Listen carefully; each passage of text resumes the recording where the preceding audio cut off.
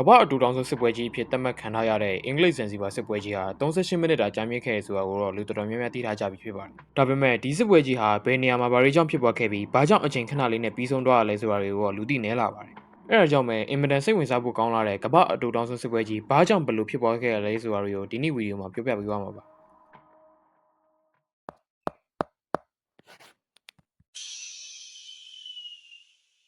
Break forward, Myanmar.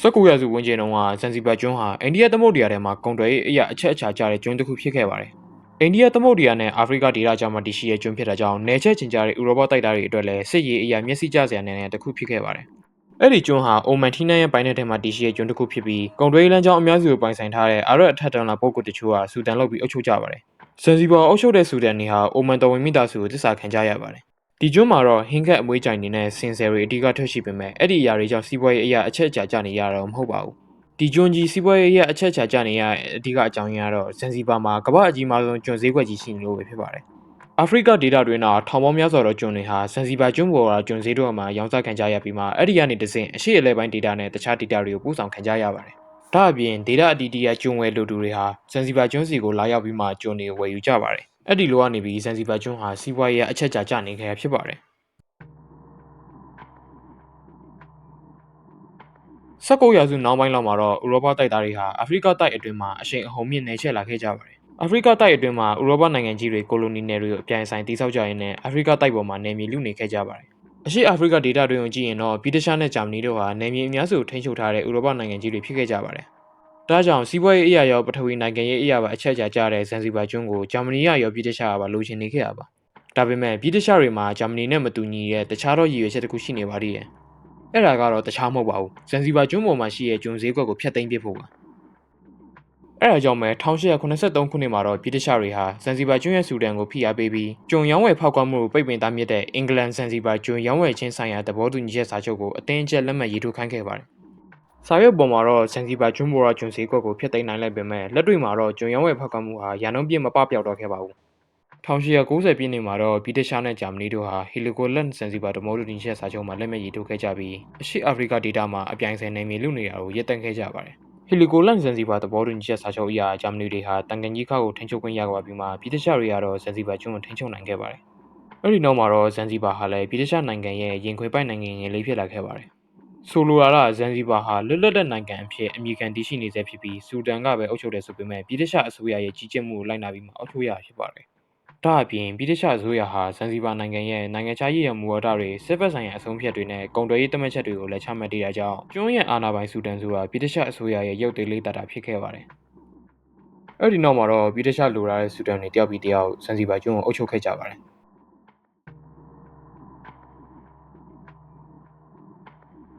1896ခုနှစ်ဩဂုတ်လ25ရက်နေ့မှာတော့ဇန်စီဘာကိုအုပ်ချုပ်နေဆဲဗြိတိရှလိုလာတဲ့ဆူဒန်တယောက်ဖြစ်တဲ့ဟာမတ်ဘင်တူဝနီဟာအစိတ်ခက်ခံရပြီးမှတည်ဆုံသွားခဲ့ရပါတယ်။အဲ့ဒီနောက်မှာတော့ချက်ချင်းဆိုသူလိုပဲဟာမတ်ရဲ့ညီပုံကွဲခါလစ်ဘင်ဘခတ်ရှာအချို့အခြာအာဏာကိုတင်ယူလိုက်ပြီးမှသူ့ကိုယ်သူဇန်စီဘာရဲ့ဆူဒန်တဲ့အဖြစ်ကြီးညာခဲ့ပါတယ်။ခါလစ်ဟာဗြိတိရှသစ္စာခံမဟုတ်တာကြောင့်ဗြိတိရှအစိုးရဟာလည်းခါလစ်ကိုဇန်စီဘာရဲ့ဆူဒန်အဖြစ်အတိအမှတ်မပြုခဲ့ပါဘူး။ဗြိတိရှအစိုးရဟာဗြိတိရှလူလာတဲ့ဟာမတ်ဘင်မိုဟာမက်ကိုပဲဇန်စီဘာရဲ့ဆူဒန်ဖြစ်စေချင်ခဲ့ရပါ။အဲ့ဒါကြောင့်ပဲဗြိတိရှကောင်စစ်ဝန်ဘာဆိုင်ခေဖာခါလစ်ကိုလက်နက်ချဖို့အတွက်ရာဇဒန်တစောင်ပေးပို့ခဲ့ပါတယ်။ရာဇဒန်ထဲမှာတော့ဗြိတိရှအနေနဲ့ခါလစ်ကိုအလိုမရှိကြောင်းခါလစ်အနေနဲ့အာဏာကိုဆွန့်လွတ်ဖို့လိုကြောင်း1896ခုနှစ်ဩဂုတ်လ29ရက်နနက်9:00နာရီနောက်ဆုံးထားပြီးမှနန်းတော်ကနေထွက်ခွာပေးရမယ့်အကြောင်းတွေကိုရေးသားထားခဲ့ပါတယ်။ဒါပေမဲ့ခါလစ်ဟာလက်နက်ချဖို့ညှင်းဆန်လိုက်ပြီးမှဗြိတိရှတပ်တွေကိုရင်ဆိုင်ဖို့အတွက်ဆုံးဖြတ်ခဲ့ပါတယ်။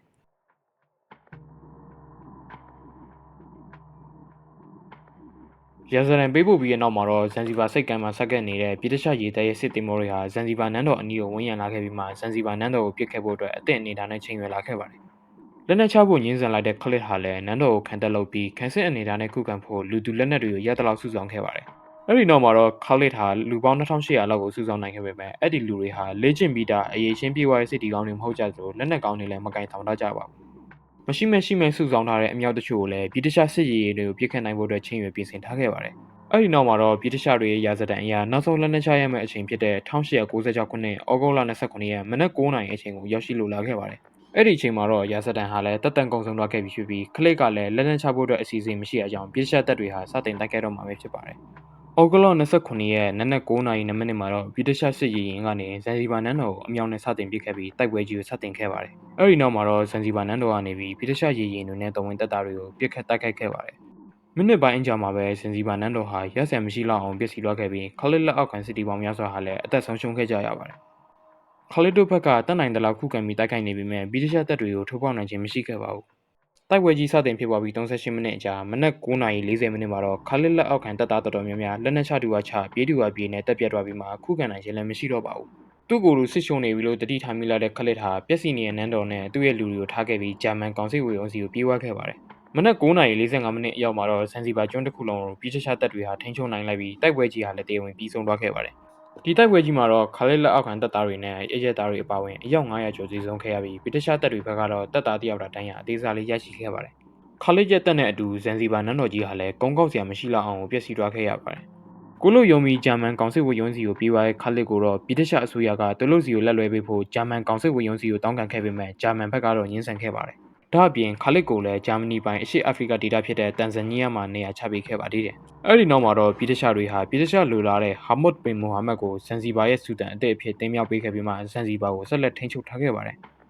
1963ခုနှစ်အရောက်မှာဇန်စီဘာကျွန်းဟာပြည်ရှားလက်အောက်ကနေလွတ်မြောက်လာခဲ့ပြီးတီးခြားလွတ်လပ်တဲ့ကျွန်းနိုင်ငံတစ်နိုင်ငံအဖြစ်ရည်တည်နိုင်ခဲ့ပါတယ်။ဒါကတော့ကမ္ဘာအတူအလောင်းဆုံးစစ်ပွဲကြီးဖြစ်တမိုင်းမှတ်တမ်းတင်ခံထားရတဲ့အင်္ဂလိပ်ဇန်စီဘာစစ်ပွဲကြီးဘာကြောင့်ဘယ်လိုဖြစ်ပွားခဲ့ရလဲဆိုတာကိုပြောပြပေးသွားတာပါ။တခြားသောစိတ်ဝင်စားဖွယ်အကြောင်းအရာတွေကိုနားထောင်ဖို့အတွက်ကျွန်တော်တို့ရဲ့ Pray Forward Channel ကိုလည်း Subscribe လုပ်ထားဖို့တိုက်တွန်းလိုက်ရပါတယ်။တခြားဖတ်ရှုခြင်းတဲ့အကြောင်းအရာတွေဖြစ်ဖြစ်နားထောင်ခြင်းတဲ့အကြောင်းအရာတွေဖြစ်ဖြစ်ရှိခဲ့ရင် comment မှာလည်းရေးသားသွားနိုင်ပါတယ်။အားလုံးကိုကျေးဇူးတင်ရှိပါတယ်။